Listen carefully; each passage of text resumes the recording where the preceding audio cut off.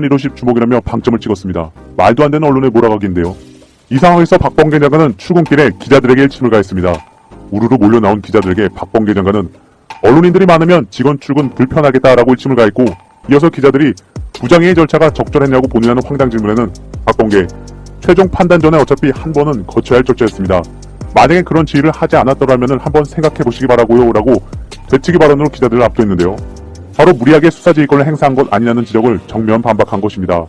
박 장관은 대검의 최종 무용의 판단을 받아들일지에 대해서는 오해 입장을 발표할 것이라고 마무리했습니다.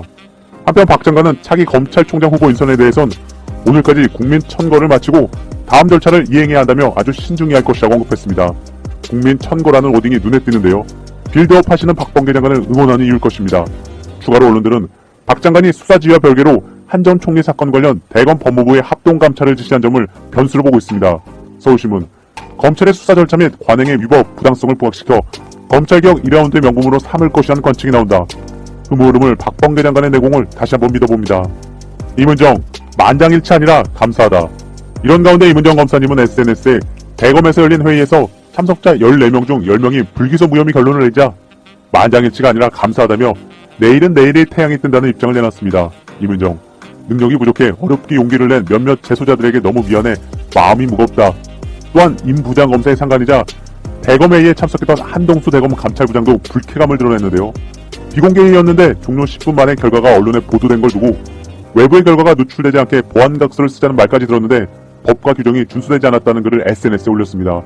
법무부와 대검찰청 합동감찰의 한 축인 한동수 감찰부장이 앞으로 감찰에서 어떤 행보를 보일지 주목되고 응원하는 이유일 것입니다. 윤석열 장모 LH 135억 또 터졌다. 먼저 세계일보는 권력 눈치 보지 않는 간공기질하며 윤석열의 SWOT 수합 분석까지 했습니다. 관상 앱으로 분석하다 이제는 수합 분석까지 하는 상황인데요. 이런 상황에서 윤석열 장모 비리 의혹이 또 터져 나왔습니다. 탐사 보도 전문 강진국 경향신문 기자는 LH공사가 충남 천안 아산 삼성 디스플레이 개발 계획을 발표하기 3년 전 사업 예정 구역 내 공장 부지를 30억 원에 사들여 개발 후 무려 135억 원의 보상금을 챙겼다고 폭로했습니다. 그런데 경향은 이런 제보를 받고도 기사를 보류시켜 결국 열린공감TV에 내보냈다고 합니다. 강진국, 윤석열의 민낯을 고발하는 시즌을 오랜만에 이어갑니다.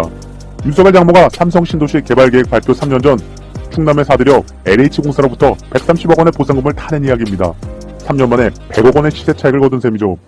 이 땅을 담보로 윤석열 장모는 당시 29세인 김건희 씨를 비롯해 3명의 자녀에게 아파트를 한 채씩 장만해줍니다. 윤석열은 LH 사태를 공정한 게임의 룰을 무너뜨려 청년들에게 좌절을 안겨준 사건이라고 했죠. 과연 누가 청년에게 절망을 안겨주고 있는지. 강진구, 최 씨가 연고가 없던 지역의 땅을 사들여 불과 3년 만에 100억여 원의 시세 차익을 거뒀다는 점에서 삼성그룹이나 LH, 지자체로부터 미리 개발 정보를 빼낸 것이 아니냐는 의혹이 일겠다. 최 씨가 토지를 취득하고 3년 후인 2004년 2월 11일 충청남도는 천안 아산 지역에 총 320만 평 규모의 삼성 디스플레이 신도시 개발 계획을 발표했다. 최 씨의 내연남으로 알려진 대리인 김충식 씨는 공매로 나온 땅을 누가 안내를 해줘서 가보니 괜찮을 것 같아서 연습삼아 한번 써보자고 했는데 낙찰을 받았던 것이라고 했다.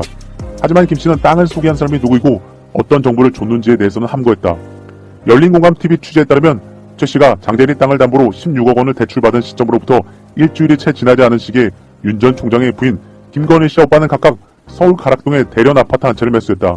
하지만 아파트 소유권 취득 시점을 기준으로 김건희 씨가 29살, 오빠가 31살, 남동생이 28살인 점을 가하면 최 씨가 장대리 땅을 담보로 대출을 받은 뒤 새 자녀들에게 아파트를 사줬을 가능성이 높아 보인다.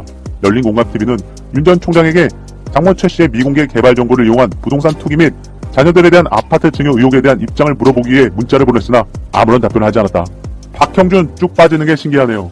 KBS에서 보도한 부산 여론조사를 보면 민주당 김영춘 후보 26.7%, 박형준 후보 38.5%로 박 후보가 오차 범위를 벗어나 11.8%포인트 앞서고 있다고 합니다. 아직 선거일까지 시간이 남은 만큼 뽑을 후보가 없거나 모르겠다는 부동층도 32%를 넘었다고 하는데요. 그럼에도 근래 30%내는 처음 보는 것 같습니다. 관련자 한 시민분은 부산에서 김도욱까지 나서서 LCD 방어하던데 부산시 국회의원 전복민, 이주환부터 박덕흠, 주호영, 배준영도 만만치 않거든요. 다 권력형 투기인데 투표장 누가 더 많이 가느냐 싸움이겠어요 라고 언급했고, 서울에서 야당 후보가 40%가 넘는데 부산에서 40% 안 되는 거 보면 박형준 의혹이 어느 정도 먹히고 있다고 봅니다 라고 언급하기도 했습니다. 일단 야권 단일화 완료되면 여권 지지층도 결집되어 다음 조사 땐 오차 범위 내로 쭉쭉 올라가리라 예상해봅니다.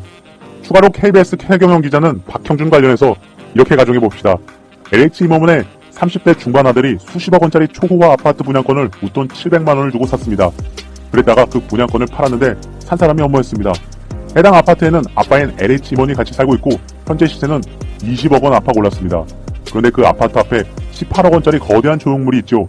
알고 보니 이 조형물을 판 회사가 또 LH 임원의 부인 사촌이 대표로 재직했었고 사내 이사는 또 아들이네요. LH 임원은 이렇게 해명합니다.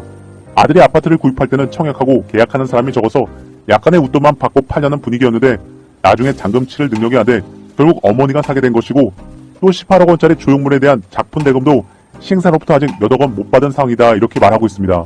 이거 좀 이상하죠? 그럼 우리는 이 사건을 뭐라고 불러야 할까요? LH 임원 일가의 슬기로운 부동산 투자 생활? 아니면 LH 임원 일가의 부동산 투기 의혹 사건? 최경영 기자.